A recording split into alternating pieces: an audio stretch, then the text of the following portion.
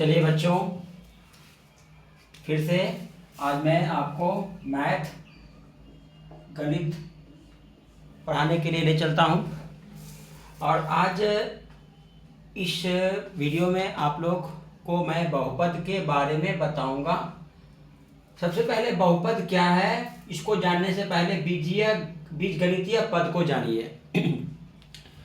चर और अचर हम यहाँ लिख दिए। देखिए, चर क्या है और अचर क्या है। चर का मतलब होता है वेरिएबल, जिसका मान अज्ञात हो या जो बदलता हो, जिसका मान वेरिएबल हो, ज्ञात नहीं हो, कुछ भी हो सकता है, प्राप्त हो सकता है।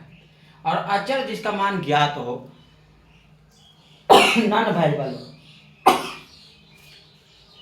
अब चर और अचर के गुणांक को, चर और अचर के गुणनफल को हम क्या कहते हैं, बीजगणितीय पद कहते हैं। जैसे कि यहां देख रहे हैं, एक 5 जो है अचर मान है और x जो है चर मान है, तो दोनों का गुणनफल हो गया, ये क्या हो गया, एक बीजगणितीय पद हो गया। इसी तरह 2x² y, यहाँ चर मान है x और y, और यहाँ 2 जो है अचर मान है और x का घात यहाँ 2 है।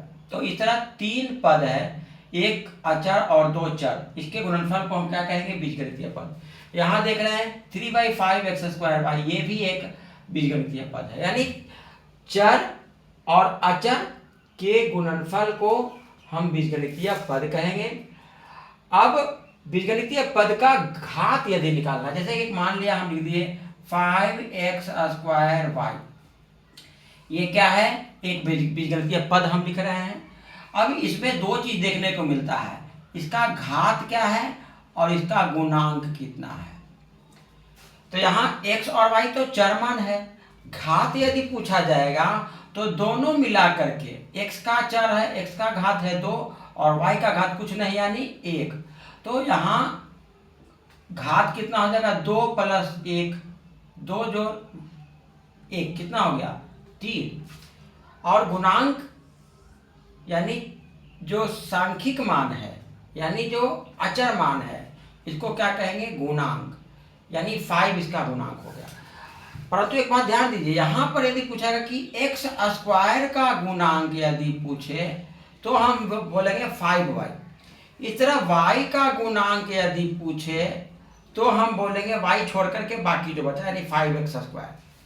यहाँ x का घात पूछेगा तो सिर्फ 2, y का घात यदि पूछेगा तो हो जाएगा। लेकिन पूरा यदि एक पद जो दिया हुआ है, इसका घात यदि पूछेगा तो 2 और 1 3 हो जाएगा। गुणांक यहाँ 5। इसी तरह बहुपद के हम समझ गए, बहुपद के बीजगणितीय पद को हम देखें। अब पद के बाद हम चलते हैं बहुपद। वैसा बीजीय व्यंजक जो चर और अचर से बनता है, चर और अचर से बने हुए कई पदों के समूह को बीजीय व्यंजक कहेंगे। सबसे पहली बात, बीजीय पद तो हम देख लिए जिसमें एक चर होगा, एक या एक से अधिक चर होगा और कुछ अचर भी होगा। चर और अचर से मिल करके, चर और अचर और उसमें भी गुणनफल से बने पद को हम बीजगणितीय पद कहेंगे।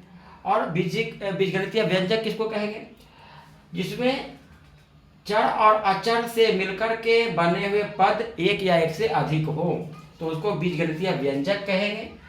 अब बहुपद क्या है, तो वैसे बीजगणितीय व्यंजक जिसमें किसी भी पद का घात जो है हमेशा क्या हो, पूर्ण संख्या में हो। यानी किसी भी पद में चर का घात जो रहेगा 0 हो सकता है, 1 हो सकता है, 2 हो सकता है, 3 हो सकता है, 4 इस तरह से हो सकता है। क्या नहीं हो सकता है, निगेटिव नहीं होगा, या चरमान का घात भिन्नात्मक नहीं होगा, भिन्न में नहीं होगा, बटा में नहीं होगा, या फिर चर रूट में नहीं होगा। चर का रूट में होने का मतलब है कि घात उसका भिन्न में हो जाएगा, चर रूट में नहीं होगा। चर रूट में होगा, अचर हो सकता है, अचर पर नहीं हम बोल रहे, चर जो है रूट में नहीं होगा। चर यदि रूट में हो जाएगा तो उसका घात कितना हो जाएगा, भिन्नात्मक 3 रहेगा तो 1/3 हो जाएगा। इस तरह से बीजगणितीय व्यंजक जिसमें एक या एक से अधिक पद हो तथा जिसमें किसी भी पद में चर मान का घात पूर्ण संख्या में हो, वैसा बीजगणितीय व्यंजक जिसमें, बीजगणितीय व्यंजक पहले बता दिया जो चर और अचर से मिलकर के बनता है, और जिसमें किसी भी चर का घात हमेशा 0 या 0 से अधिक हो, पूर्ण संख्या में हो, निगेटिव नहीं होना चाहिए, पूर्णांक संख्या में नहीं होना चाहिए। जैसे कि यदि पूछा जाएगा 5x² + 3x + 2, यहाँ पर कितने पद हैं, 1 पद, 2 पद, 3 पद। ध्यान दीजिए, बहुपद के पदों का विभाजन प्लस या माइनस चिन्ह से करते हैं। इसमें कितने पद हैं, 3 पद। यदि बोलेगा 5x² 3x × 2, तो ये तो देखने में लग रहा है कि 1 2 3, लेकिन ये 3 पद नहीं है क्योंकि ये गुना चिन्ह है। बहुपद के पदों का विभाजन किससे करेंगे, प्लस या माइनस चिन्ह से। गुना या भाग से पद का विभाजन नहीं होता है। जैसे कि 5x² × 3xy, तो ये 2 पद नहीं है, ये एक ही पद है। पहले हम बोल दिए कि अचर और चर को गुणनफल से एक पद बनता है। तो यहाँ पर बहुपद में पदों का विभाजन किससे करेंगे, प्लस या माइनस चिन्ह से, और जिसमें एक या एक से अधिक पद हो। जैसे 5x² + 3x + 2, यहाँ कितने पद है, 1 2 3 पद है। अब तीनों पद में देखिएगा, यहाँ पर चर मान क्या है, x। अब इसमें x का घात कितना है, 2, यहाँ पर घात 1, यहाँ पर कुछ नहीं है यानी घात 0। तो यहाँ पर घात हमेशा पूर्ण संख्या में है, तो ये बहुपद है। अब यदि लिखते हैं 5/2x³ - 3x² + 5x - 7, ये भी बहुपद है। चरमान बटा में हो सकता है, अचरमान भिन्न में हो सकता है, लेकिन चरमान भिन्न में नहीं होगा।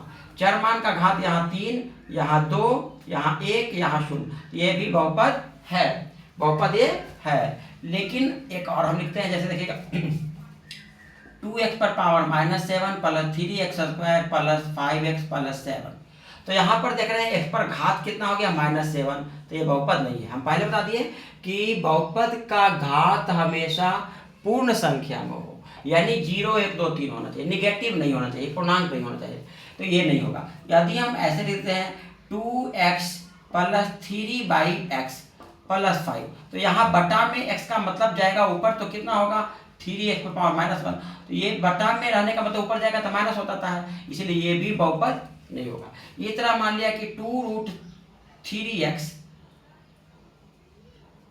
2√x + 3x² + 7, तो यहाँ भी x रूट में हो गया। x रूट में का मतलब होता है x⁻1/2, तो ये भी बहुपद नहीं हो गया क्योंकि इसका घात भिन्न में हो गया।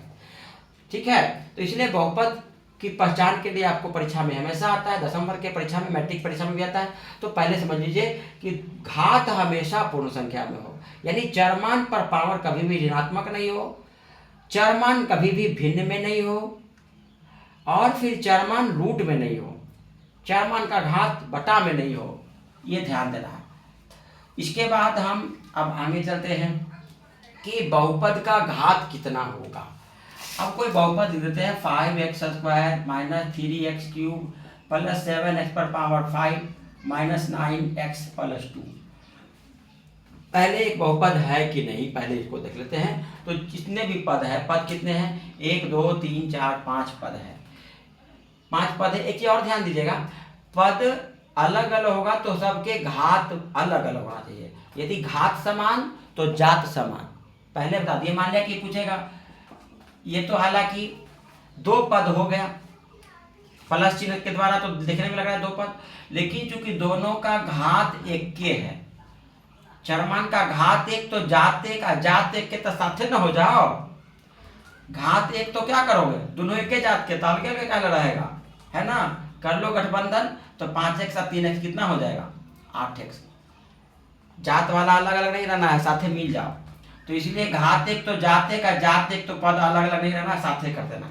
ठीक है, अब यहाँ पर देख लें घात 3 2 3 5 1 2, तो ये बहुपद है क्योंकि प्रत्येक का घात पूर्ण संख्या में। अब बहुपद का यदि घात पूछेगा कि बहुपद में पद की संख्या, पदों की संख्या कितना है, तो 1 2 3 4 5, कितने पद है, 5। और इसका घात यदि पूछा तो इसमें देख लेंगे, इसका घात 2, इसका घात 3, इसका घात 5, इसका घात, अलग अलग पद को देखेंगे, 1, इसका घात 2। तो प्रत्येक अलग अलग पद का जो अधिकतम घात होगा वो होगा, तो अधिकतम यहाँ 2 3 5 में कौन हो गया, 5, तो इसका घात भी 5 हो गया। बहुपद का घात किसको कहते हैं, दिए गए बहुपद में जो विभिन्न पद दिए हुए हैं उन पदों में जो अधिकतम घात होगा उसको बहुपद का घात कहते हैं। एक और देखते हैं, 5x³ minus 3x² y³ plus 5x² minus 5x plus 2, ये भी है। तो यहाँ पर देखते हैं, यहाँ पदों की संख्या 1 2 3 4 5, यहाँ भी सबका घात अलग अलग है, तो इसलिए ये सजातीय पद इसमें कोई नहीं है, इसका सजातीय कोई नहीं है। सजातीय रहता तो फिर हम उसको एक साथ कर देते, जोड़ या घटा देते, लेकिन यहाँ पर सजातीय पद नहीं, पदों की संख्या 5 है। अब इसमें घात देखेंगे, इसमें घात कितना है, 3, इसमें घात कितना है, चूंकि बहुपद में पद की घात कुल चरों की योगफल के होता है, तो यहाँ पर घात 2 + 3 यानी कितना हो गया, 5, और ये घात 2, ये घात 1, यहाँ 0, तो अधिकतम घात कितना है, 5, इसलिए दिए गए बहुपद का घात बराबर कितना हो जाएगा, घात हो जाएगा 5। ठीक है, इस तरह से बहुपद के घात का मतलब क्या हो गया, दिए गए जो बहुपद है उसमें विभिन्न पदों का जो अधिकतम घात होगा उसे बहुपद का घात कहते हैं। अब बहुपद का मानक रूप, यानी दिए गए बहुपद के विभिन्न पदों को उनके घात के अनुसार घटते, जनरली घटते ही रहता है, घटते या बढ़ते क्रम में लिखने पर मानक रूप बनता है।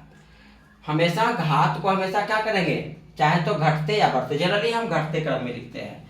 जैसे कि हम एक बहुपद लिख रहे हैं आपके सामने, 3x plus 5x³ minus 3 plus 2x² plus 5x, ये एक बहुपद लिख दिए।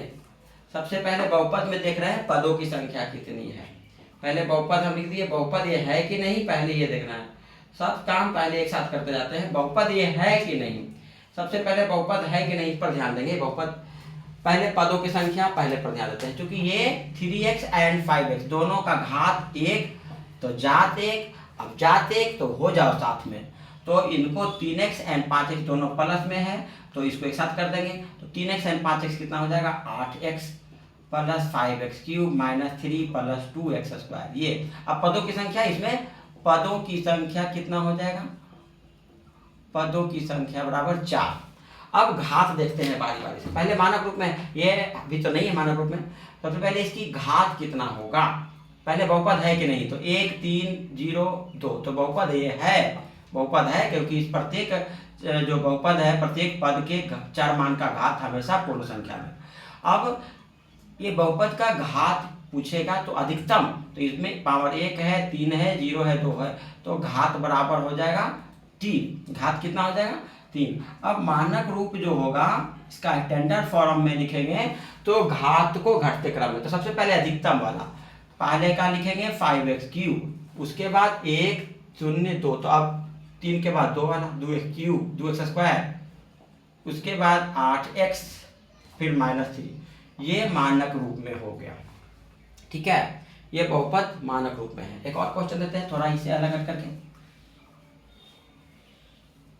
और देखिएगा, 6x माइनस 7x 6x पर पावर 7 प्लस 2x पर पावर 5 माइनस 6x³ माइनस 7, ये बहुपद है, इसमें सबका घात अलग अलग है, तो पद भी अलग अलग हो गया, पदों की संख्या 5 है। अब घात बराबर यदि पूछा जाएगा तो अधिकतम 7 5 3 1 0, तो अधिकतम घात कितना है, 7, तो घात बराबर 7। अब मानक रूप लिखेंगे, मानक रूप कैसे लिखेंगे, तो घात के घटते क्रम में, तो सबसे पहले -6x पर पावर 7, उसके बाद -6x³ नहीं सॉरी, फिर ये है 5 प्लस 2x पर power 5 minus 6x³ plus 6x minus 7, ये मानक रूप हो गया। और देख लीजिए,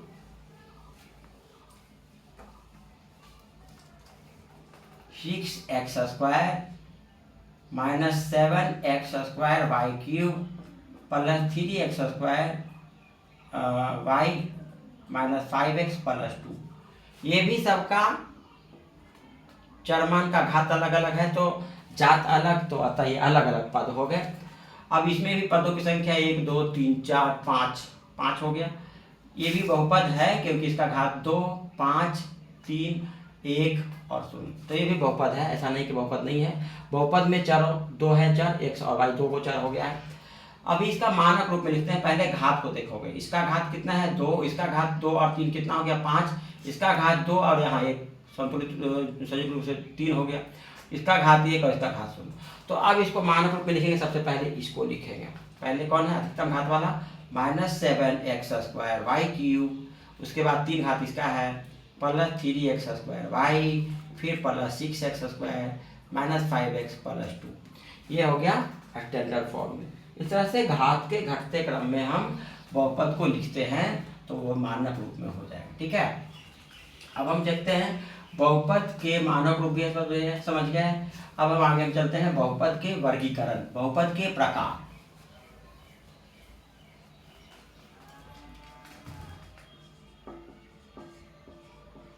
बहुपद के प्रकार, कितने प्रकार के बहुपद होते हैं? तो पहला है पद के आधार पर।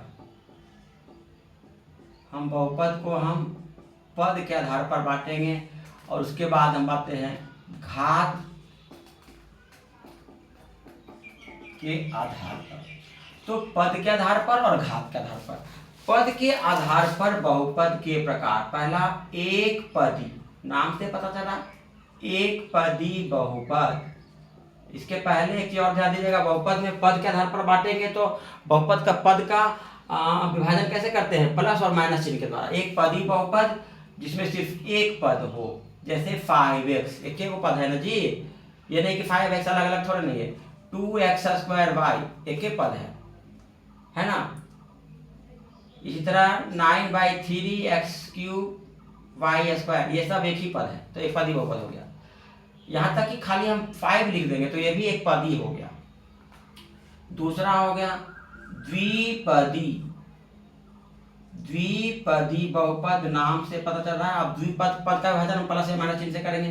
द्विपदी जैसे देख लेंगे 5x प्लस 2y या 5x स्क्वायर प्लस 2x, इसमें 2 चर हो गया, इसमें एक ही चर हो गया, लेकिन पद कितने हैं 2। इस तरह 9x square Y plus 5x cube, ये द्विपदी हो गया। पद का विभाजन या माइनस चिन्ह या प्लस चिन्ह से करते हैं, तो ये हो गया द्विपदी। इसके बाद हो गया त्रिपदी, नाम से पता चला है त्रिपदी। त्रिपदी बहुपद, त्रिपदी बहुपद वैसा बहुपद जिसमें 2 से 3 हो, जैसे 5x square plus 2x plus 3, ये त्रिपदी हो गए। अब यदि हम ऐसा करते हैं 5x square plus 2x square plus 3x plus 5, तो ये भी देखने लग रहा है 1 2 3 4, लेकिन 4 पद नहीं है ये, चूंकि दोनों सजाती है तो दोनों जोड़ देंगे। 5 2 कितना हो गया 7x square plus 3x plus 5, तो ये भी त्रिपदी बहुपद हो गया। अब उसके बाद त्रिपदी के बाद बहुपदी, त्रिपदी के बाद चौथा बहुपदी, वैसा बहुपद जिसमें 3 से अधिक पद हो, वैसा बहुपद जिसमें 3 से अधिक पद हो। एग्जाम्पल 5x स्क्वायर 5x पर power 7 minus 3x square plus 5x plus 2, 4 पद हो गया। 9x पर पावर 6 माइनस 7x पर पावर 5 प्लस 2x पर power 4 plus 3x cube plus 2x plus 9, इसमें भी कई पद हैं, तो ये बहुपदी हो गया। अब एक और है शून्यपदी। बहुपदी के अलावे एक पांचवा है शून्यपदी, वैसा बहुपद जिसमें किसी भी पद का गुणांक शून्य हो। वैसा बहुपद जिसमें किसी भी पद का गुणांक शून्य हो। Example, 0x⁵ plus 3x 0x³ plus 0x² plus 0x plus 0, या माइनस, यहाँ मतलब ये प्लस या माइनस कुछ भी हो, लेकिन सबका गुणांक कितना हो जाए, शून्य। तो फाइनली इसका वैल्यू भी तो शून्य आ जाएगा, तो ये शून्य पदी बहुपद हो जाएगा। ठीक है, तो पद के आधार पर बहुपद कितने प्रकार के होंगे? शून्य पदी जिसमें किसी भी पद का गुणांक शून्य हो, एक पद जिसमें एक पद हो, द्विपद जिसमें दो पद हो, तीन पदी यानी जिसमें तीन पद हो, और बहुपद जिसमें तीन से अधिक पद हो। तो ये पद के आधार पर 5 प्रकार के। अब हम बता रहे हैं घात के आधार पर। घात के आधार पर बहुपद कितने प्रकार के होते हैं? घात के आधार पर होंगे 4 प्रकार। पहला है रैखिक बहुपद। रैखिक बहुपद किसको कहते हैं? रैखिक या एक घातीय। रैखिक को हम और भी क्या कहते हैं? एक घातीय। रैखिक या एक घातीय बहुपद।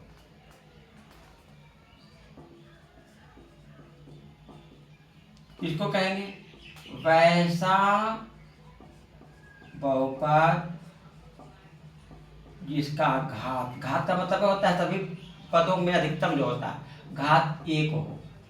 एग्जाम्पल जैसे देखो, 6x एक पद ही हो गया, 6x plus 5, 6x plus 2y, 6x plus 2, 6/2x plus 5, 5y plus 3, ये सब 6x माइनस 2y, इसमें 2 चर हो गया, लेकिन सबका घात कितना हो? अधिकतम 1। तो ये रैखिक बहुपद हो गया। ठीक है, ये कैसा बहुपद हो गया? रैखिक बहुपद। आगे दूसरा, क्योंकि रैखिक बहुपद का जो आलेख होता है सरल रेखा होता है, इसलिए रैखिक बहुपद भी इसको कहते हैं। दूसरा है द्विघातीय बहुपद, है ना। द्विघातीय किसको कहते हैं? वैसा बहुपद जिसका घात 2 हो। घात का मतलब अधिकतम, ये नहीं कि सब मिला करके। जैसे 5x² minus 2, 3x² minus 5x plus 3, 9x² plus 2x, 3/2x² plus 5, 3x² plus 5x minus 2, ये सब क्या है? अधिकतम कितना घात है? 2, 2, 2, 2, 2, 3x माइनस 2 प्लस 7x²। तो यहाँ के अधिकतम घात हो गया 2, तो ये हो गया द्विघातीय बहुपद। ठीक है, अब त्रिघातीय बहुपद नाम से पता चल रहा है, जिसमें अधिकतम घात 3 हो। तीसरा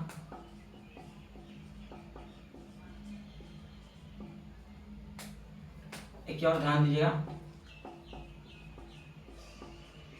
रैखिक बहुपद में एक चर वाला बहुपद का मानक रूप होता है ax प्लस माइनस b। यदि समीकरण का देंगे कितना बराबर 0। दो चर वाला बहुपद तो हो जाएगा ax plus bx plus c। समीकरण यदि कहेंगे तो हो जाएगा ax प्लस 2 चर वाला by होगा, by प्लस c बराबर 0। यह हो गया रैखिक बहुपद। द्विघातीय बहुपद का मानक रूप,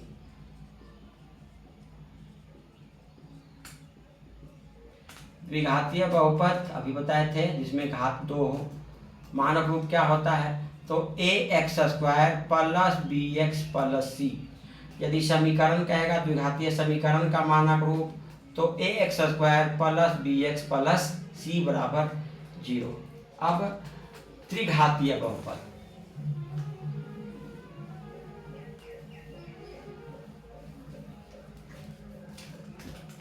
तीसरा है